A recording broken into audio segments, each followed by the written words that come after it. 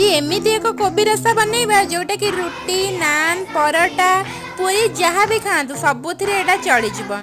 तो बहुत कम तेल मसला एटा मु प्रिपेयर करिछि कहीं हस्बैंड को मोर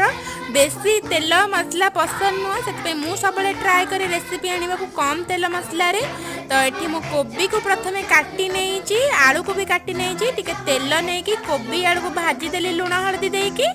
आउ घोड़े की संतुला टाइप अधा सिझिला पर्यंत भाजी नेली डीप फ्राए कलिनी तापर कढ़े टिके तेल नहीं फुटण कटा पियाज टिके देदेली कटा पियाज जारी हो गला परे कटा टमाटो देकी ताको संतुली नेला परे अदा रसुण सुखिला लंकार पेस्ट दे ताको जारी देला परे ग्रीन मटर टिके देदेली तापर मु कोबी आ आलू को जो भाजी के रखिथि ताको देकी शेष रे टिके देदेली मु फाळ फाळ करिक टमाटो जोटा कि खाया को बहुत ही टेस्टी लगे जोटा सिझिबनी भल से माने टिके पाटरे जेमती लागुथबो से भला देदेली। सरे गरम मसला दे प्रस्तुत करि नेली मोर कोबी रसा।